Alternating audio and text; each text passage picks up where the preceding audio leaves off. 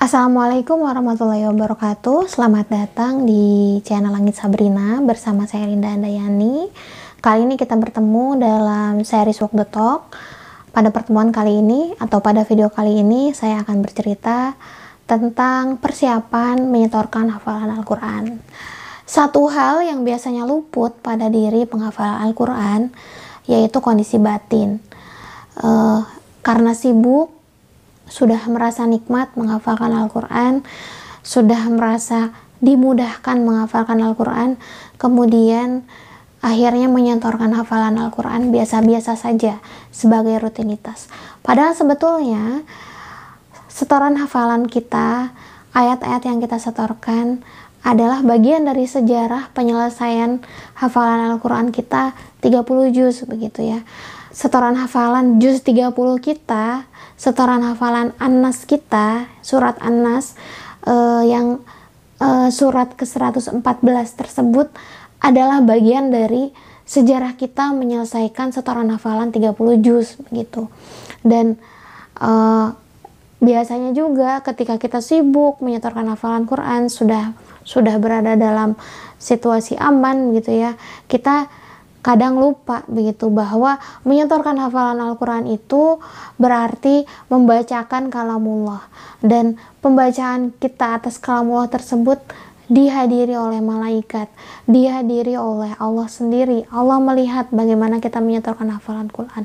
Oleh sebab itu sebetulnya kondisi batin juga perlu kita siapkan, perlu terus kita hadirkan ketika menghafalkan Al-Quran. Nah, untuk mempersiapkan kondisi batin yang baik, apa saja sih yang perlu kita siapkan dalam menyetorkan hafalan Al-Quran? Pertama adalah tahsin tilawah.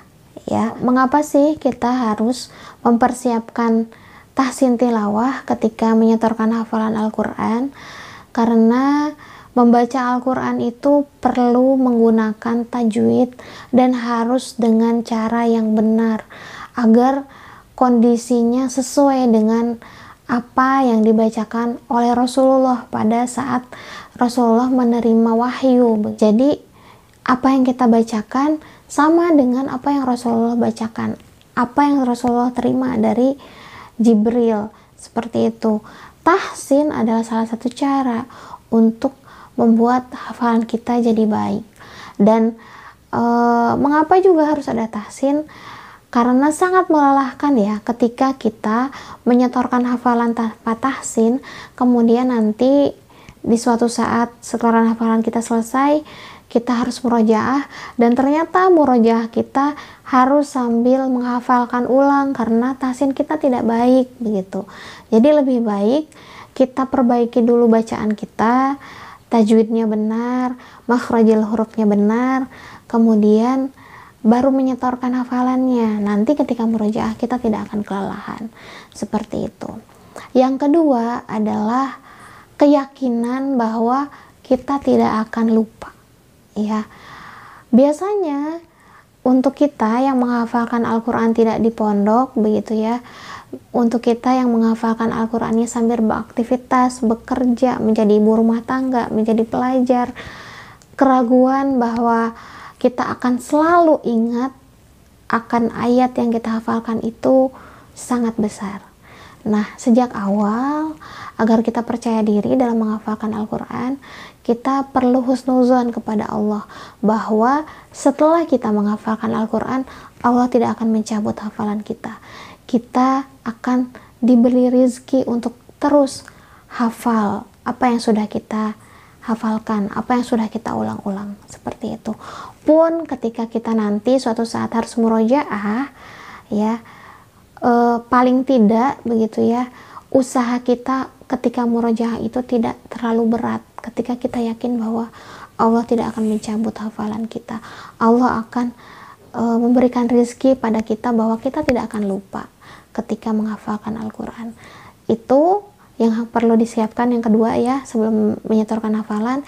Yang ketiga adalah secara fisik, secara zahir kita perlu menyiapkan amunisi dalam menyetorkan hafalan Quran ketika menghafalkan Al-Quran, yaitu menyiapkan air minum yang memadai ya, karena kita menghafalkan Al-Quran itu biasanya secara nyaring, ya.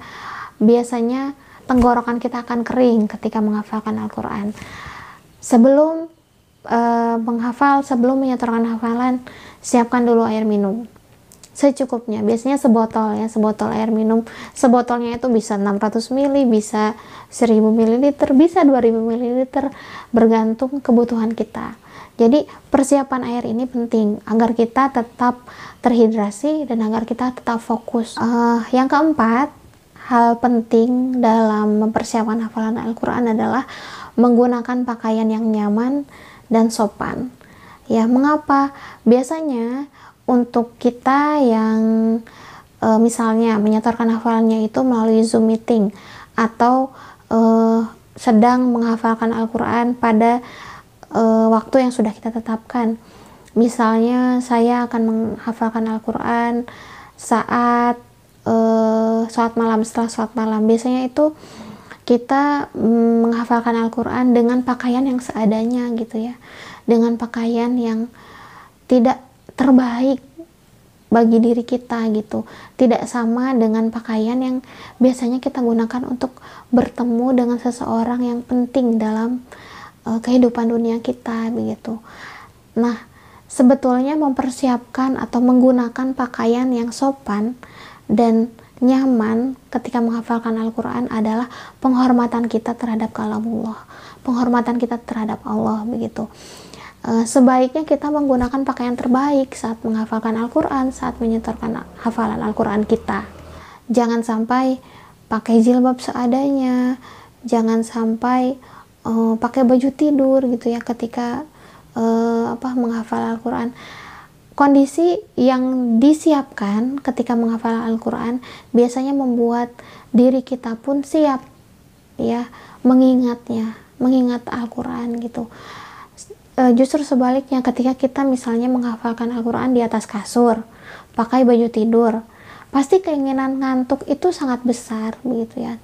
Berbeda dengan ketika kita punya baju sendiri, pakaian sendiri dalam menghafalkan Al-Quran, jilbabnya tertentu begitu ya, bajunya tertentu, tempatnya tertentu, pasti keefektifan kita menghafalkan Al-Quran pun lebih baik.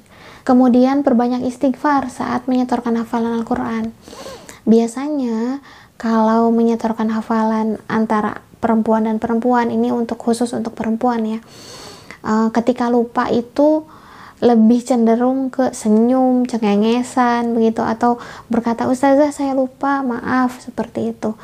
Padahal sebetulnya tadi ketika kita menyetorkan hafalan Al-Quran, kita sedang membacakan kalamullah, sama seperti tilawah. Jadi ketika lupa, bukannya berkata hal lain selain isi Al-Quran, justru lebih baik kita beristighfar begitu ya, dan berharap ketika beristighfar itu, berharap Allah akan mengembalikan ingatan kita, mendatangkan ayat-ayat yang sudah kita hafalkan, seperti itu, agar bacaan kita tidak terputus dengan hal lain di luar Al-Quran gitu ya. Jadi perbanyak istighfar saat menyetorkan hafalan Al-Quran. Itu saja mungkin dari saya, singkat, hanya sedikit tips untuk persiapan menyetorkan hafalan Al-Quran. Semoga bisa mempermudah kita dalam setoran hafalan dan bisa membuat kita lebih lancar dalam menyetorkan hafalan Al-Quran. Sekian dari saya. Wassalamualaikum warahmatullahi wabarakatuh.